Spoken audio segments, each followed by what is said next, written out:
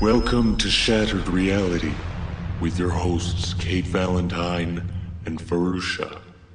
Prepare to have your paradigms shifted and your truths questioned.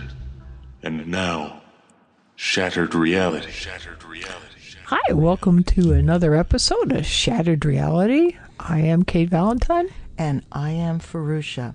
Before we introduce our wonderful guest for today, I have a couple of announcements to make, one of which is a very sad announcement.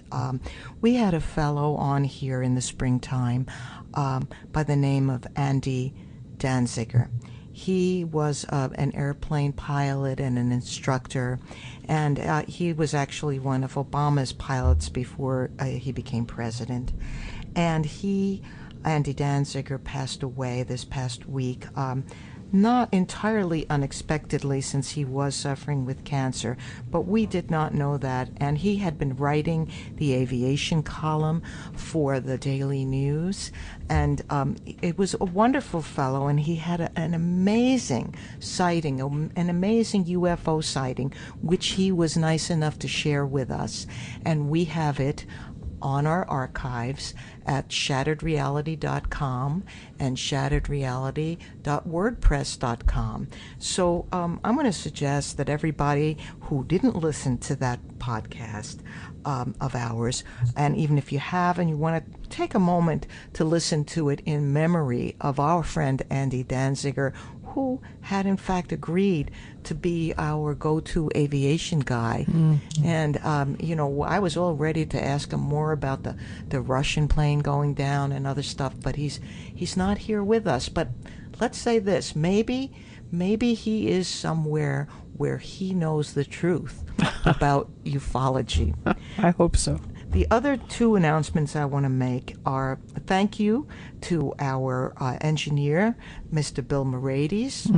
He's a great guy who's been helping us a lot and cleaning up our little mistakes and getting it out there, getting our podcast all spiffed up and ready to go out.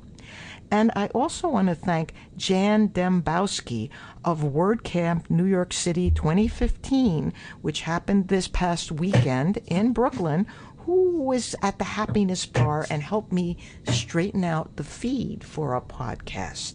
But now, Shattered Reality. Yes. And we have a great guest, and our guest is the host of his own show. It's Mr. Greg Bishop of Radio Mysterioso. Love the name. I do too. He had been doing wonderful interviews previously on the Excluded Middle, where he interviewed wonderful people that I wish I could interview, but they're gone, Carla Turner and Robert Anton Wilson. And he has published an anthology of his interviews from the Excluded Middle called Wake Up Down There. In addition, he has written a book called Project Beta, which is primarily about the Bennewitz case, which he'll be speaking about. I love listening to Radio Mysterioso because Greg is a collector of, I guess you'd call it, musical ephemera. And he also is a cryptozoology expert and a general Fortean kind of guy. So, say hi, Greg. Hello, all. Hi. Welcome to the show. Thanks for coming on, too. It'll be a pleasure to speak to you. How did you happen to concentrate so heavily on Paul Bennowitz's story? It was because I was... Wait, let me adjust the microphone. It might make a noise. Okay. It was because I was working in an office in 1987 or 6. Mm-hmm. I found out was a block from Bill Moore's office at the time. And Bill Moore is a kind of the main player in the story besides Paul Benowitz. Anyway, I was working a block from his office, and then I asked if he would be in a documentary that I wanted to shoot with a friend of mine.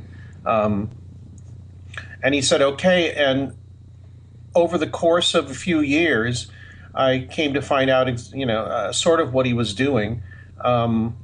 And also when he made that speech at the MUFON convention in Las Vegas in 1989, He asked me to go along with him. Well, he went separately. He went separately from everybody else. He stayed in a separate hotel.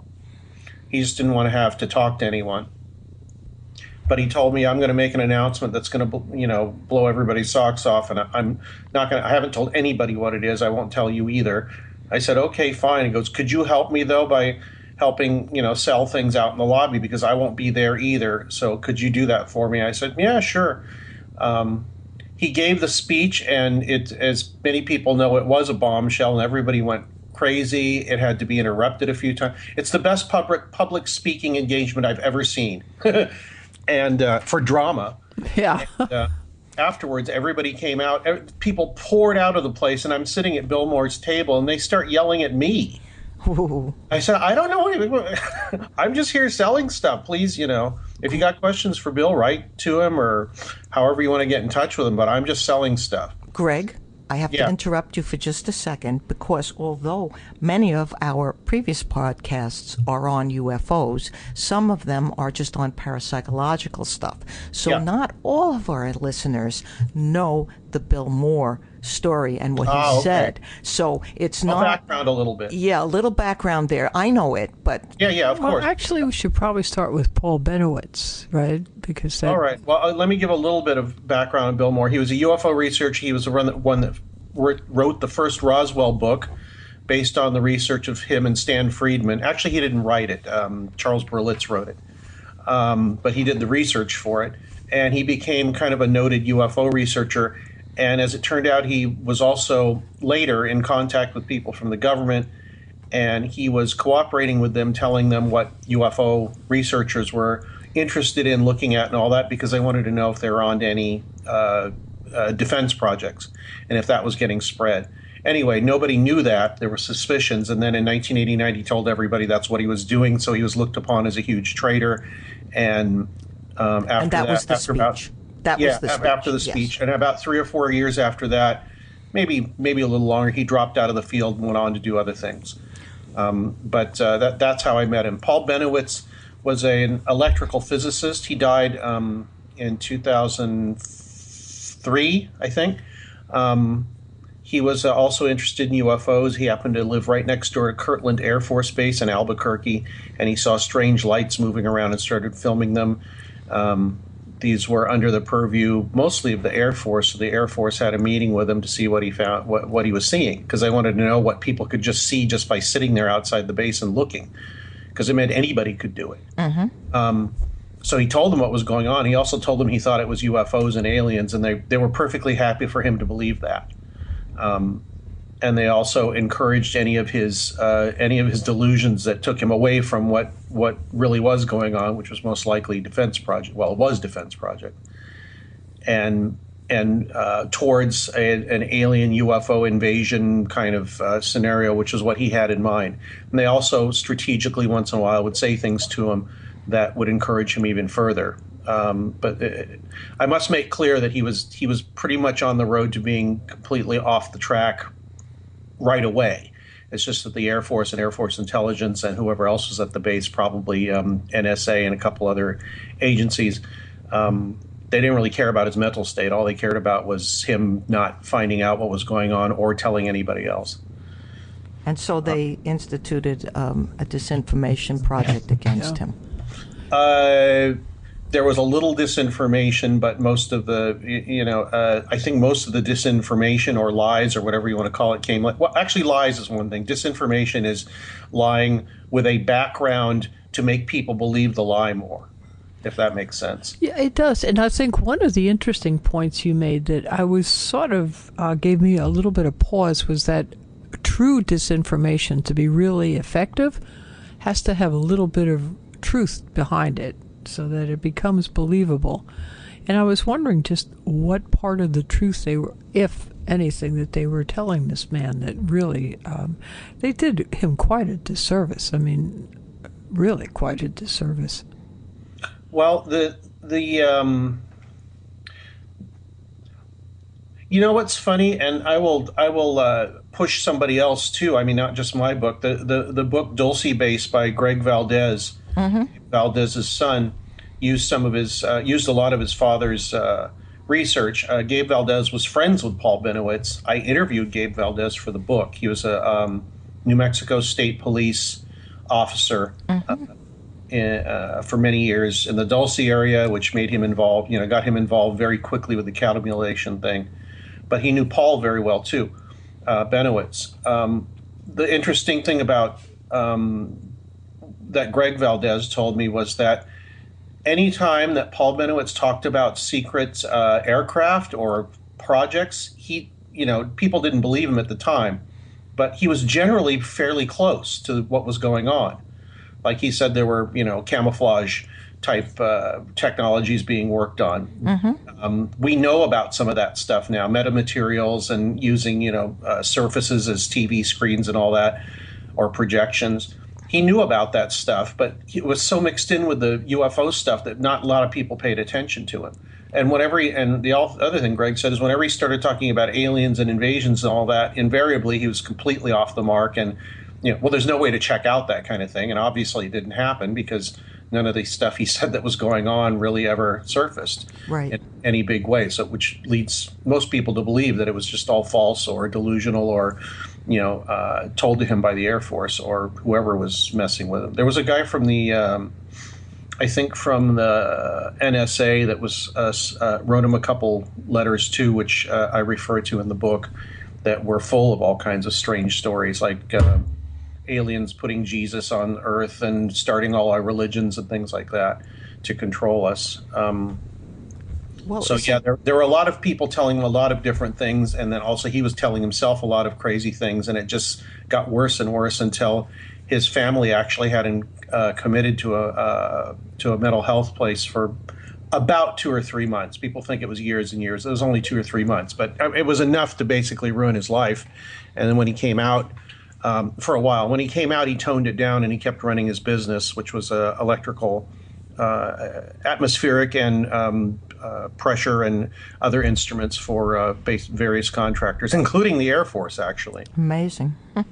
So he was a fairly brilliant man. Yeah, no, he was not stupid. He was very smart. He had a bunch of computers where he was trying to figure out these signals that were coming, that he was picking up. He actually wrote software, which in 1978, 79, 80 was a completely different thing than now.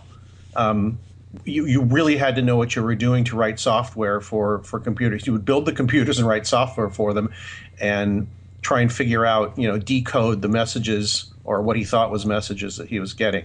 So, yeah, and he'd started his own business and he was quite successful at it. And his sons took it over, too. Yeah, the company still exists, Thunder Scientific. I actually went there to try and talk to them, and the guy pretty much kicked me out of the office when I told him why I was there. Oh, dear.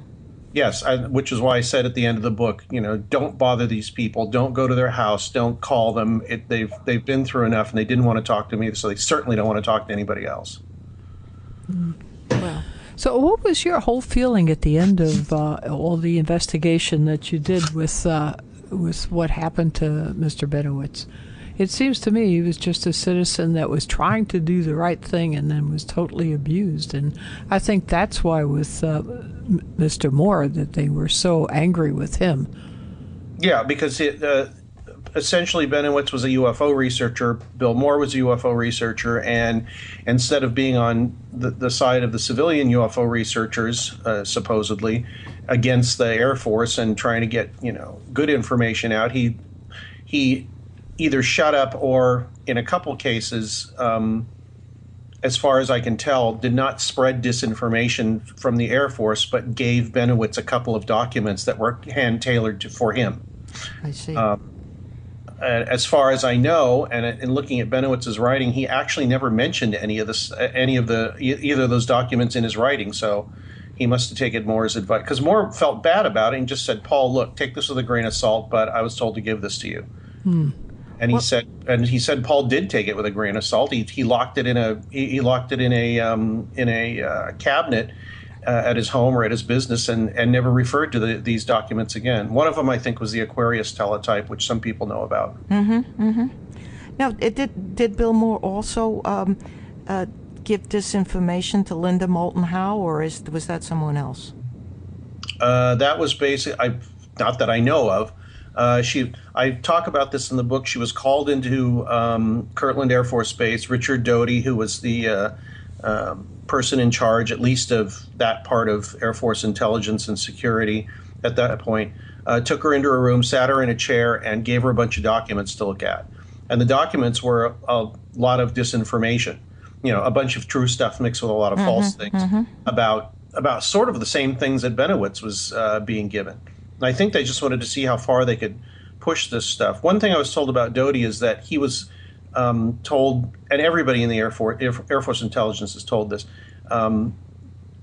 perform your duties, do your assignment, and you have a fair amount of latitude to be able to do what you need to do, as long as you don't do anything illegal.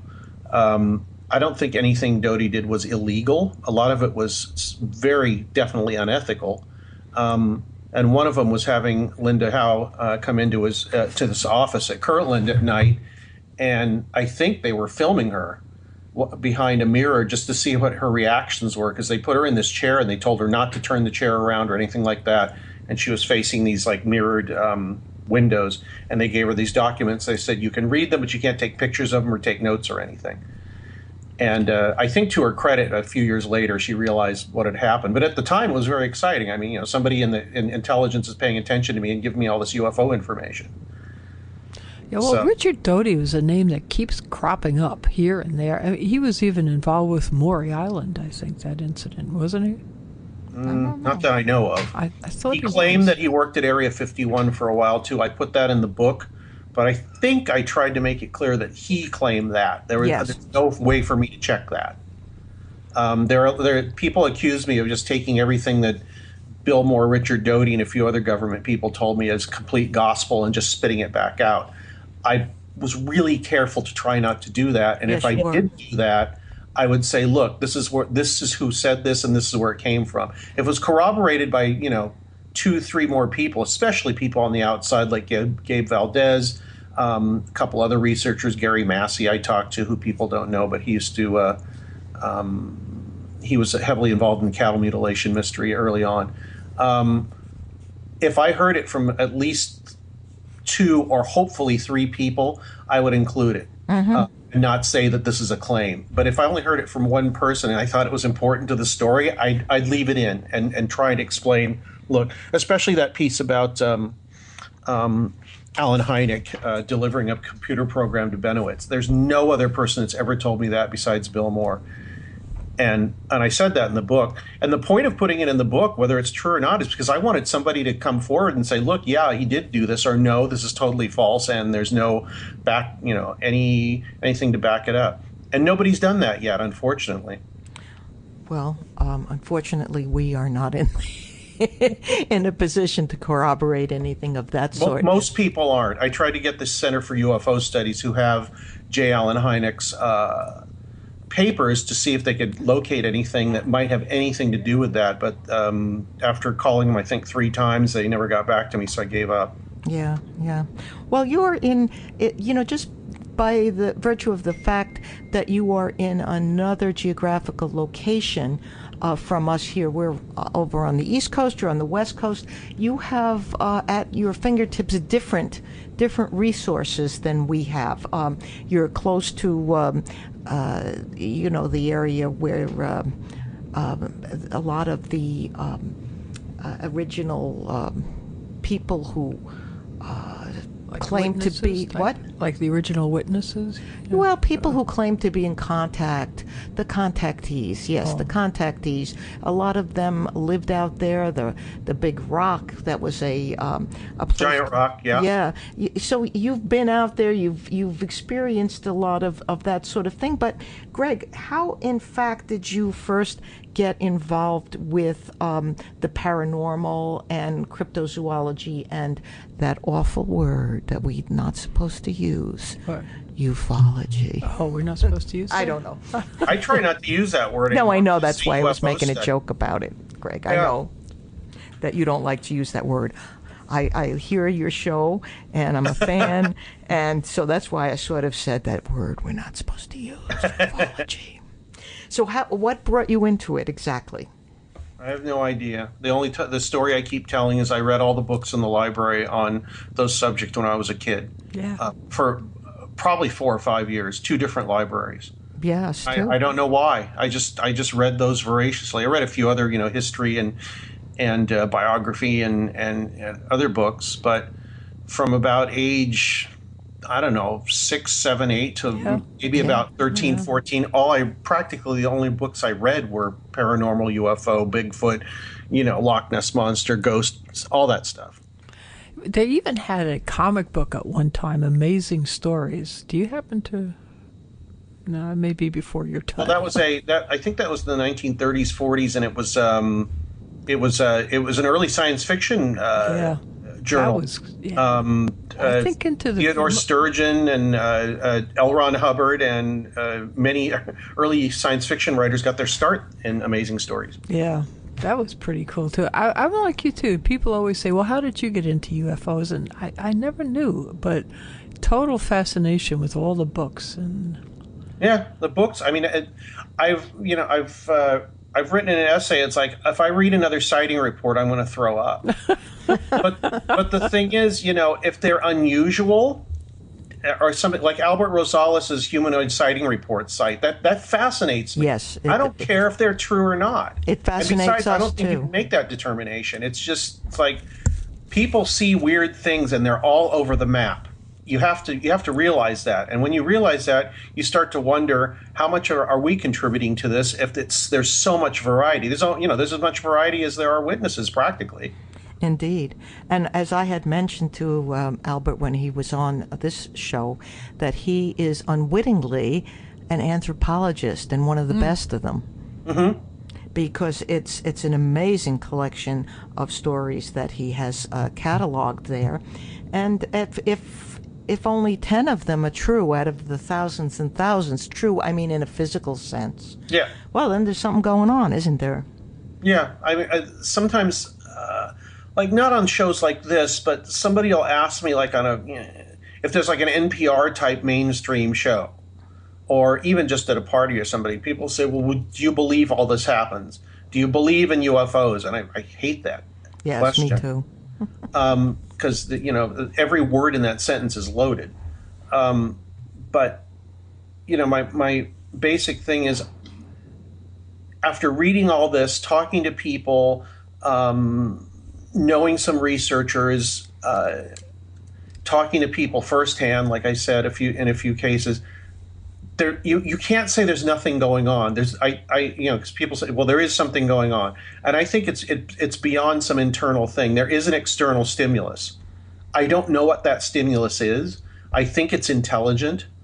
I think it either knows how we think, or we put our thought upon it so that it just becomes something we can understand. But I'm pretty sure it's something external. I'm pretty sure it affects people from time to time. I'm almost certain of that, like as close to 100% as I can be. But everything else is way up and down the scale. Yeah.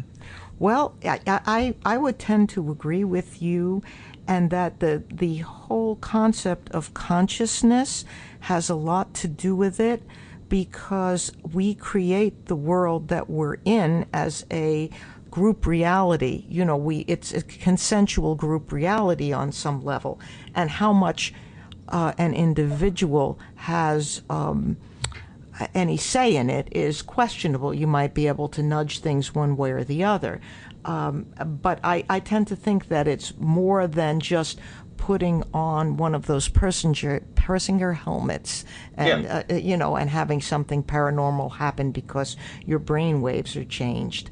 I think it's more than that, and I feel that there is an intelligence behind it, and I think that my own pet area of the UFO field is the part about all the people who claim abduction and perhaps are suffering from sleep paralysis. But what better way is there to subdue an angry ape with angry apes with guns, in the words of Stanton Friedman? What better way to subdue such a creature than to interact with them when they are having the natural biological experience of sleep paralysis.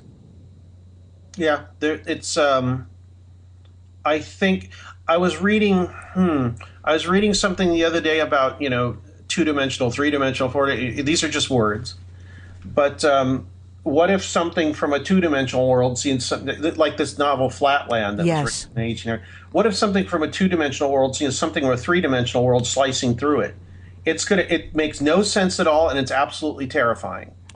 Absolutely. So, yeah. So imagine us with whatever this thing is, if it's coming from another dimension, or has access to it, or has access to a reality that we're not conversant with, really. Mm-hmm. And it appears before us, or it's just happens to be passing by even, and it's completely disorienting to someone. It makes no sense whatsoever. So what does your mind do? It's to make itself feel better and to be able to handle the experience and all the other survival things that kick in. It starts trying to create something that makes sense. Yeah. And I think that it's apart from any ideas you have about the collective unconscious, there are plenty of cultural antecedents for a lot of people to just pile on there. I'd be interested to see what people, if they see something out in the middle of nowhere in, I don't know, in South America, or just some some group somewhere that may not have too much contact with Western media, and see what happens when they see something weird. How do they describe it? What about those children in Africa that they're being gathered together again, or they have been gathered together? We just haven't gotten the results yet. Where was that in Africa? Do we know? I think it was South Africa. It might have been in South Africa, but the South African, the whole school children. Did the study on it. Yeah. It's all, somebody asked me once if you finally found out some concrete answer as to what UFOs are, or if they are, or whatever, what would you like them to be? And I don't know, maybe I would like them to be inhabited by another species that we could actually not be from the fifth dimension or whatever, but actually from here, like sort of on the same technological level as us, that we could talk to. I mean, I really don't. If there is some ultra superior being, well, who cares? I mean, so how would you feel? Like, if you had your druthers, what would your final answer to the UFO mystery be, if you could anything? Get what you wanted. If you could have it be what you wanted. Yes. Nobody's ever asked me that question, and I think what it would be, I don't want it to be. I want it to be something that's just out of our reach that keeps us questioning. Okay. I kind of like that. I mean, it's not like where people say, "Whoa, if you lose the mystery, then you're going to be so disappointed." Like, no. The thing is that I think it's so inscrutable to us that it's going to be hard for us to ever answer that question. I don't know if we ever found out what it was. What I'd want it to be is something that lets us understand ourselves better, and how we take in information, how we interact with each other, how we feel about each other and treat each other.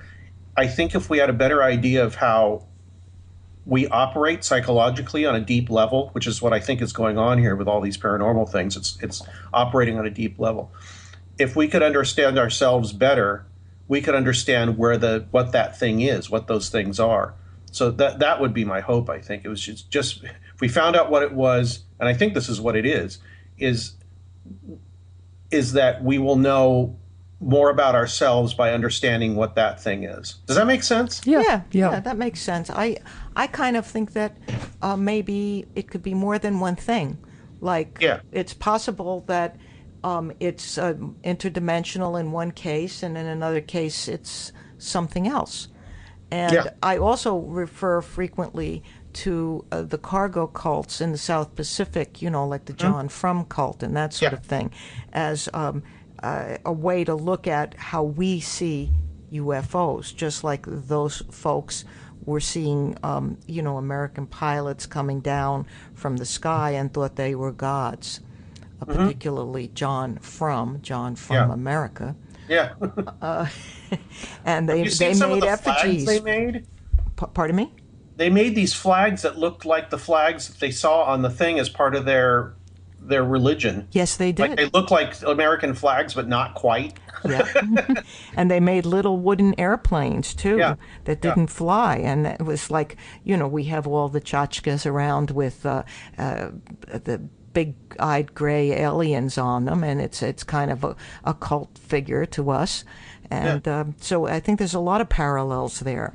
But what it will turn out to be is still up in the air. And it's interesting that we have a mystery in our lives. Not everything is settled, but of course, we just think things are settled. Probably almost nothing is settled. There'll always be a mystery because people want to keep questing it. I don't think anybody's ever going to know everything.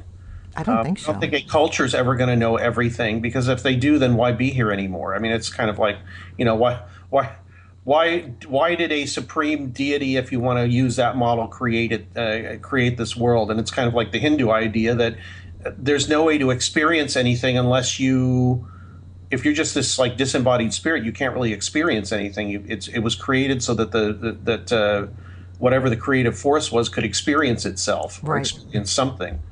And I don't think it's ever going to end. If we have no more questions, then that's that question. It's like why not kill myself right now? Well, we may just cease to exist.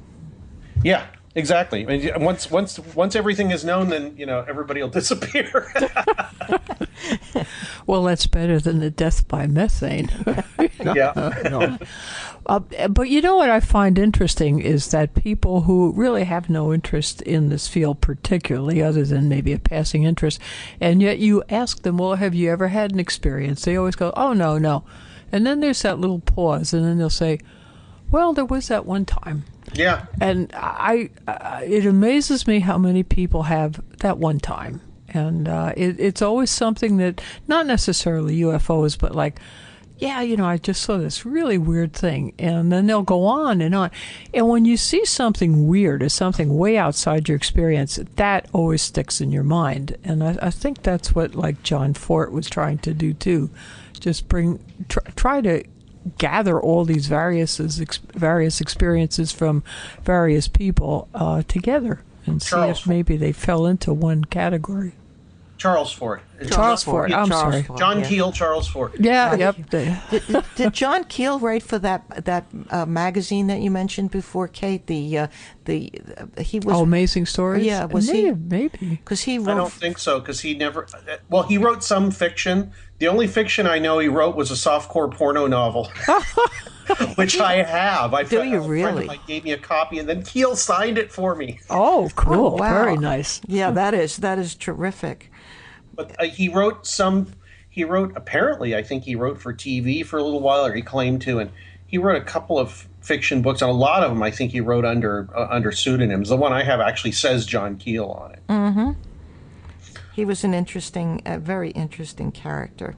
Very interesting. Yeah, people criticize him because they say, well, he made wrong connections, or he made stuff up, or and I think he did those things, but he also. It's like people complain. It's a baby with the bathwater thing. Well, I don't like this thing he did, so I think his ideas are all bad. It's like no, they're not. The thinking is amazing. The theorizing is amazing. The way that he stretches people's minds to think about things differently, whether he's right or not, that was the amazing part. So that's the part I like about him, and that's why I still hold him up as like one of the few 2 or 3 people that are like I think are really important that people should pay attention to and should read over and over. Yes. I know a few people who knew him, and he was very impressive. And then, as he became older, he became more and more reclusive, and stayed alone in his apartment and stuff, and would throw people out. That what's unusual that I don't think I've ever mentioned before on air, and that is that so many people involved with the paranormal also have a boyhood interest, and it's mostly the men, not the women, in stage magic. Oh. Like sleight of hand stuff. And yes. the people that I know who knew John Keel are not necessarily people from the paranormal field, and I know plenty of people from the paranormal field, but they're stage magicians that befriended him and brought him food to his house when he was elderly and stuff of that nature. Oh. And but Keel had a boyhood interest in sleight of hand, as did Russell Targ, who was a physicist who was involved in the initial remote viewing at Stanford Research Institute, and who was also a very friendly acquaintance of mine. And I could probably think of a bunch of others who also, but those two come to mind. And I wonder what it is about the mysterious that people gravitate to both of those things. Though stage magic, clearly it's a trick. It's a sleight of hand. Yes, but it's something that makes people wonder, and it's a mystery to them, and it's creating a mystery for them. It's funny because half the people, or I don't know what the percentage is, turn to like rabid skeptics like Penn and Teller or James Randi that are kind of are magicians, and then there's other people like you said, like John Keel. Paul Davids, who producer writer for Roswell. Yeah, he the movie, the Showtime movie. He's a fairly good stage magician. And he's got that interest as well. I've been talking to him recently about a few other things, but yeah, he's interested in that mystery. And another person I know that does Tim Cridlin, that does he's called the Torture King. He puts yes. I he's my friend on Facebook, and we have some mutual friends who are in the sideshow area. Although I've never met Tim in person, we have mutual friends in the sideshow area. Yeah, he's one of the kindest, most giving people I've ever met, and he's also interested in this weird stuff. And the funny thing is that he says that he'll go to a city and he'll do a stage act and all that, and then he'll immediately go to the weird place in the city or the library or something to do research for an article. And one time when I had him on my show, I think it was on the show, maybe it was when we were just talking personally, but because to get back to the magic thing, he says that he knows stories of magicians that have had weird stuff happen to them on stage that weren't part of their act. Yes. That would be a very interesting book. Yes, indeed. Yes, I indeed. think that, who was it? Was it Houdini was watching a magician, and he had I think he had a moth or a butterfly or something like that was part of his act. And he was going to make it disappear or appear or something like that. And when he brought this insect out, the moth or the butterfly, as part of the trick, it had died. Oh. So he couldn't do the trick, and right as he's standing there going, well, I guess I'm not going to do the trick, a moth flies on the stage and lands on his shoulder. Oh. Amazing. That's amazing. A little bizarre. That's I very think bizarre. Houdini was watching at that point, and he mentioned it in something. Harry Houdini mentioned it in something that he had written, and he said that he thought it was a big coincidence, but it was very special, weird coincidence. But that's just a word that people use to synchronicity. Think about things. I think it would be more of a synchronicity than a coincidence, but those words are kind of intermingled. And yes, they are.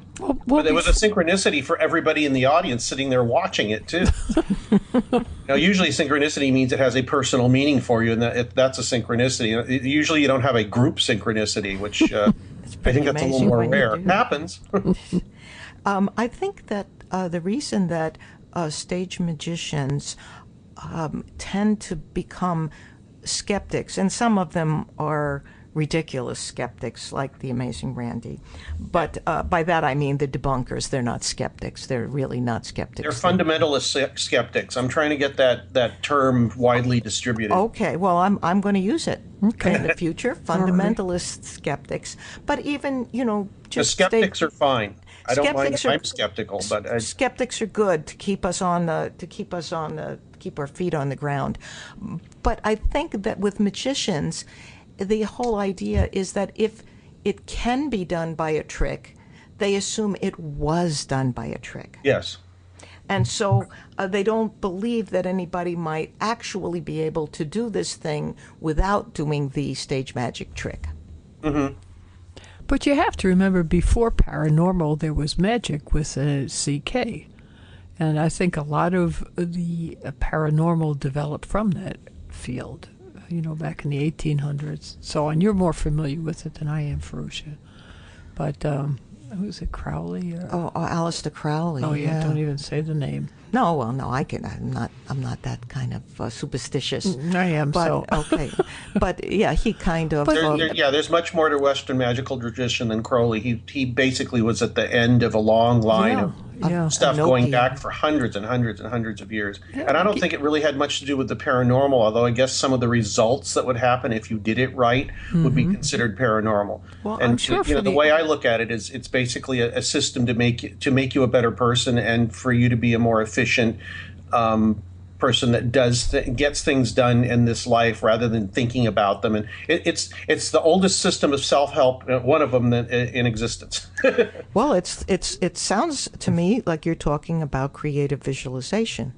Yeah, that's part of it. I mean, that's a big part of the causing reality to conform with will. That's Crowley's statement about magic.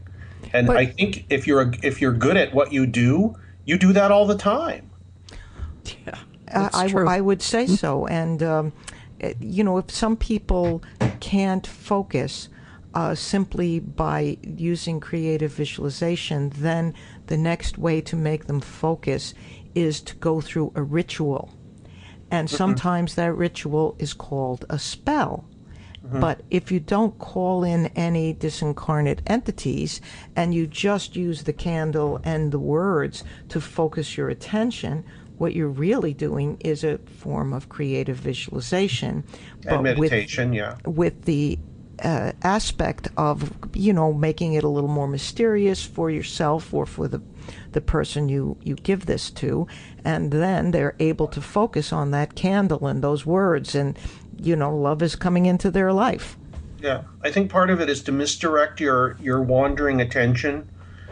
Or a big part of a lot of the magical stuff is to take the desire and whatever that desire is and somehow transmute it into something that's not the desire. So the goal is still there, but all the noise associated in the ego associated with the desire doesn't get in the way. Right, I agree 100%. You focus on it and then you let it go. Let it fly into the universe. Well, in a sense, that's almost what Paul Benowitz was going through too. How so? Well, I mean, he really wanted this to be UFOs. I think he really wanted it to be an alien invasion, and everything just fed into it for him, and he really concentrated on it to the detriment of almost everything else in his life. And so I think he was trying to bring it into reality. I think he thought it already was real. He just needed to make everybody else. He needed to bring it into reality for everybody else. Everybody else, okay, yeah, good point. Yeah, he was just kind of, he's kind of like a lot of people that get into this, or well, I don't know about a lot, but a few. Yeah, no, quite. Where they just say there's this horrible thing going on. Why don't you all realize it? And nobody else can see it. Does that mean they're wrong? I don't know. In this case, he pretty much was wrong. I mean, his focus had become so focused that he couldn't see anything else. And I think that happens to a lot. A lot of the thing that was going on in Project Beta that I wrote about was people were saying, "Well, you debunked it, and you don't treat ufologists very well." It's like the point of it, besides just being a journalistic report on what I thought was going on, was look at what happened, look at what happens, look at how your attention can be directed away, and try not to let the BS in next time. The same thing happened with the Serpo thing. There were a bunch of people that were involved with the Bennewitz thing that were on this Serpo aliens going to another planet astronaut exchange thing. And as soon as I saw some of the same names going on, it's like, why are you even paying attention to this? It's the same thing. Yeah. Or generally the same thing. Yeah, that was... For who knows what purpose, but it has nothing to do with, sending astronauts to another planet and aliens here for 8 years or whatever it was. And it was something completely different, not associated with that whatsoever. A student exchange program with the planet Xerkes. Yes. The only thing in that realm that fascinates me, and I am, I try to keep my feet on the ground and be skeptical about things, but the one thing that fascinates me is that fellow in England who broke into the Who hacked in? Who hacked in, and his name is on the tip of my tongue. God, I could Yeah, see me his too. face. It wasn't Matt Williams. It was another. No. Oh, what the hell? He apparently had some form of, or still does have some form of autism. Yeah. And he was Which living. helps if you're doing stuff like that, I think. I think if you're a computer guy 24/7, it probably does help to be able to be that focused. Yeah. And he was living with his mother, and now just recently I heard that the British government has dropped all charges against him, but the American government is still trying to get him to be extradited after 12 years or something, 10, Yeah. 12 years. No, he came into something, and I can see his face. Gary McKinnon. Yeah, good. That's it. Yeah, I just found it too. I could see his face, and once I looked at his face, he almost just sort of told me his name. But he came up with some fascinating stuff, and you have to wonder. Naval officers that were assigned to space. To off-Earth Off-Earth. battalion or something. Very bizarre. Well, look, when we were in Washington, and he did that paradigm research group, and then it was in front of a congressional committee, supposedly, and then there was a Senator Mike Gravel from Alaska, Right. who was sort of snarky, and someone had asked him something, and he looked down, and he says, well, of course we have a Space Force. And and everybody else seemed to, let it go past, and I'm saying, whoa, back up here a little bit. What did you just say? This was when you Yeah, went, well, went how down. deep does that go? Is it some satellites and some long? No, he was talking Air Force, Space Force. Manned Space Force secret space program. Oh, he did say not that? elaborate past that. I think it was one of those things that left his mouth before he meant it to, But Yeah. Well, so he also might have said it for a specific effect. I don't think so. No, he was just getting snarky, and he goes, "Oh, of course we have a Space Force." Just like idiot. Well, I'd have to hear it in context. Yeah, it was pretty meaningful. Bill, you were there, didn't you think that was? Yeah, I think it was exactly what it sounded like. Well, which is reminiscent of the fellow from. Boy, it shows we getting old. We can never think of people's names. Oh, I can't either. I'm horrible with it now. The fellow who ran the airplane manufacturing company that Lear? No. who said we have everything to take us. Rich. Rich. His name was Rich. Right? Ben Rich. Ben Rich, yes, yeah. okay. When you said Rich, I'm thinking, who? Rich Dolan, Rich this, Rich that. No, Ben last name from, Rich. Lockheed Skunk Works. Yes. So, you wonder. You just wonder, and there's got to be things we don't know about going on, but we're not going to know about them too soon because No, they're we're not just letting them out. Pay for them. That's all. I'm waiting for the holograms to appear in the sky. When you had mentioned before, Greg, about wanting to say that ancient aliens created the gods and Jesus and all this sort of thing, and I'm just waiting for the holograms to be brought out to us one day when we need to be controlled, and we get to see Moses and Jesus and Muhammad in the sky. I think people are controlled as much as they're going to be, because if it gets much more obvious than that, more people will get suspicious. So I think that most people, the only thing that makes people really mad and makes them rise up is if they don't have enough to eat or enough TV to watch or whatever. Yeah, 6 meals away from a revolution, right? Yeah, exactly. Wow.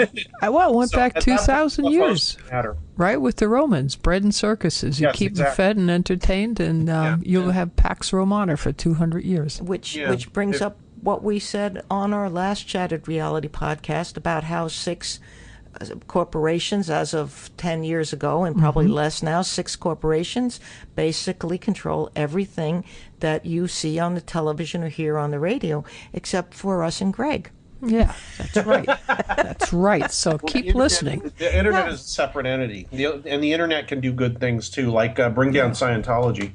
Yeah. Yeah, well, that boy, L. Ron Hubbard really did a job, didn't he? I found a bunch of letters they wrote me in the 90s about something I published in my magazine and how angry they were about it. Oh. Finally, I told them, look, write a letter like anybody else and I'll publish it. And I did, and they stopped writing me letters. But I found them all in the garage the other day, all the like Western U.S. world headquarters, blah, blah, blah, Scientology, and then my address and my name, could you please come down and talk to us? You published something that was completely wrong and blah, blah. But I saved those letters.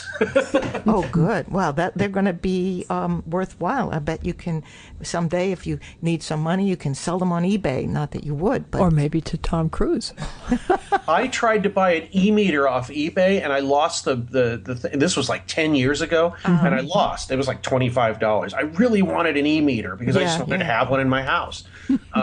And then about 3, 4, 5 months later, Scientology got an injunction and nobody could sell them anymore. Well, it's just really more or less a galvanic skin response detector, isn't it? Yes. Yeah, that's I think so. The thing about, I had a friend that when I was in high school, a man who had come up, well, he's a boy at the time, had come up from Key West, Florida, and he was a Cuban fella, and he was, after he got out of high school, he was into Scientology, and he wanted to bring me into Scientology and gave me all kinds of paraphernalia and literature about it. And I looked at it and I said, they're just talking like Freudian psychology, and this is really that, and they've just added new words to it, and they want you to think it's a religion. Yeah. Now I'm going to get letters too, Greg. No, you won't. See, the thing is that what I was saying about the internet, and also about that the HBO film, the Going Clear, they've gotten to the point where they can't control the information coming out about them. So I don't think anybody's going to be sued about anything ever again, unless it's just something absolutely horrible. I think that that documentary and basically the freedom of the internet is the writings on the wall for Scientology. I think not for the end of Scientology, but just how big it is, or it will be, which I don't think it's already shrinking. It's been shrinking for a couple of years now. Well, I guess there are some good things happening on the planet. So, how are we doing here? Did you by chance dredge up that song that I love so much? No, but I can send it to you because I couldn't remember what song it was. I did find it before, and you said, yeah, that's the one, and then we haven't said anything about it since then. Okay. Well, all I can say is that Greg has a wonderful show, which is on radio, on Kill Radio, and the K is because out on the West Coast, all the stations start with a K, right? Greg, it's not... No, it's just called Kill Radio because that's the name of it. It's an internet station. It's a live internet station, killradio.org. And I just do my show on that and live on Sunday nights from 8 to 10 Pacific. And then when I get to it, I edit, clean up, and make listenable the episodes and put them up for podcast on the site and on iTunes and stuff like that. And, I was thrilled when I found Greg I thought it was an actual radio station that broadcast on California as well, so I was mistaken. But I was so thrilled to find Greg and his refreshing sense of humor and combined with his interest in the paranormal and a kind of different look at... the word which can't be mentioned. Ufology? Yeah. Oh, yeah. And other paranormal things, and the wonderful music that he collects there and plays, and that music about the captain who brings you to Venus and Mars in the calypso rhythm is certainly one of them. I'm going to have to find it. I can't remember. Do you remember? Were we emailing or?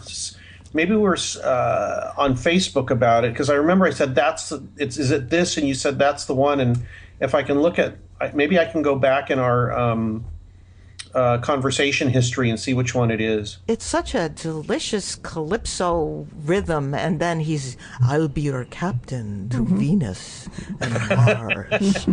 I just love it. I love it. In any case, so what's next for you, Greg?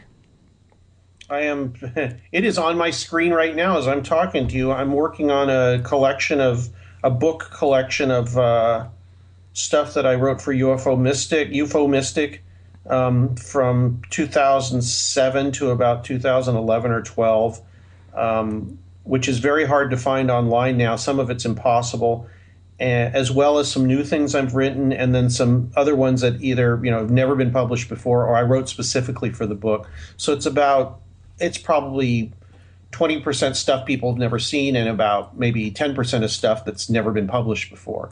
And it's people I've met in the UFO and paranormal thing. That's one chapter. Two big chapters are just opinions about things and theory. I wrote an essay called "Are UFOs a Cosmic Art Project?" That's good. That one has been picked up, and people have run with that one, which is good. But I wanted to reiterate by publishing this book. It's like, well, I wrote this in 2007. However, I was so entranced with it that I wrote a part 2. It's called UFOs as a Cosmic Art Project Part 2: The Co-Creation Hypothesis. So that's a 1,500-word piece that's new and sort of talks about where my thinking is right now about the UFO subject and where it might come from, and how we might contribute to the experience, which I think is very heavily contributed. Absolutely. By our psyches, which I mentioned at the beginning. That's the thing I'm obsessed with right now. Which brings us to the question: in so many of the accounting of people, it would appear as though the aliens, for lack of a better word, the others, are giving us information, or giving the contactee or the abductee or whoever's making the contact there, giving them information that turns out to be false, which brings up the question: are these entities lying to us, or are we merely misapprehending what they have to communicate? I wouldn't exactly know, but I would point up the fact that when people start getting spirit messages and using Ouija boards, the same thing happens. Yes. First they get true stuff, and then they get twisted. It's like Bill Moore. Yeah. So does that mean, exactly. So does that mean we're contributing, do our fears get in the way and screw up the signal? That might be part of it. The excitement and the fear and the ego and all that might be part of that. Also, for that matter, there might be what we might know as evil entities trying to screw with us. I kind of think... I'm careful, though, not to try and blame evil entities, because then that means people don't have to blame themselves for doing bad things. Well, there's that.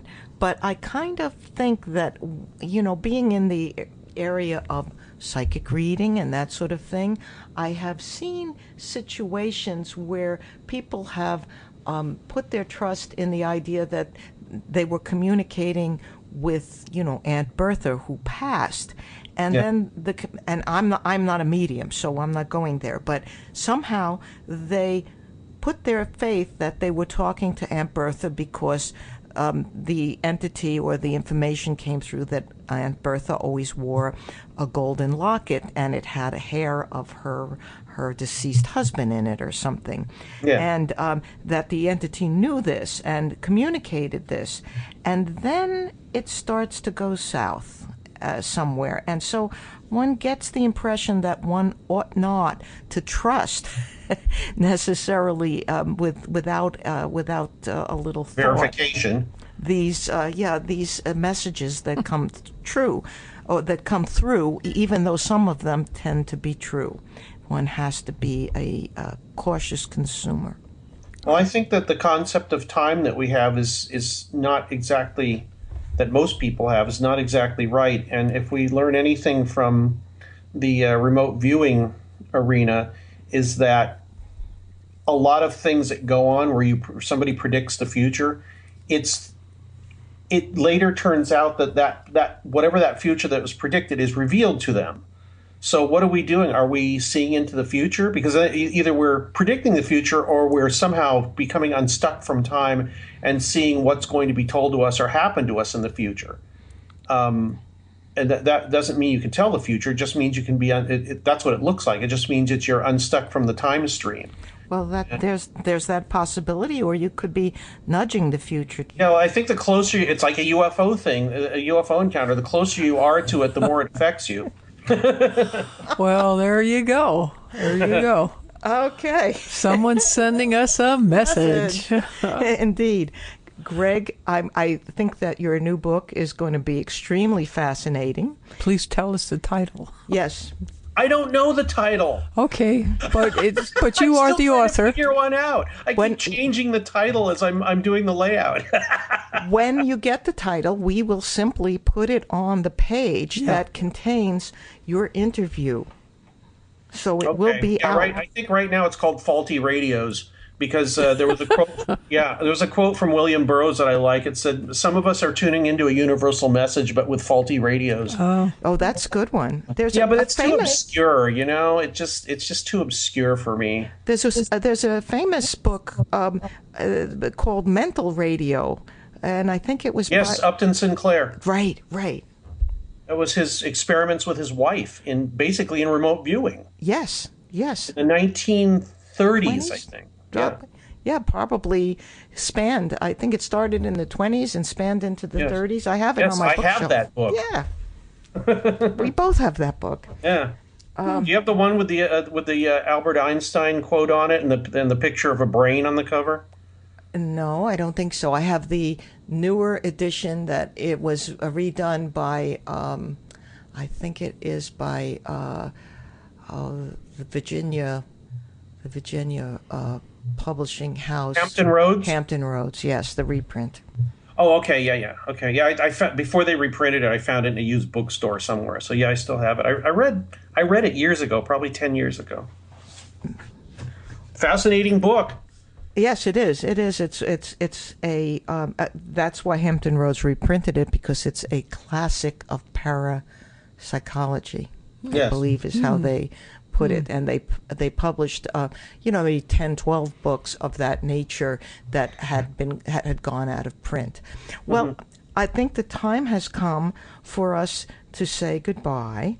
All right. But we would love to have you on again sometime and discuss Mr. Bruce Duensing, who has passed and who I had the pleasure of listening to several times on Radio Mysterioso, as well as your interviews with Carla Turner, another person who we won't have the opportunity to interview in the flesh here on Shattered Reality, but who is a fascinating subject of that study which cannot be she was mentioned. A good friend for a few years, and she left way too soon. Yes, she did. Few of people that affected my life like that went away way too soon, and she was one of them. The other was Mario Pozzoglini, the alien writing guy.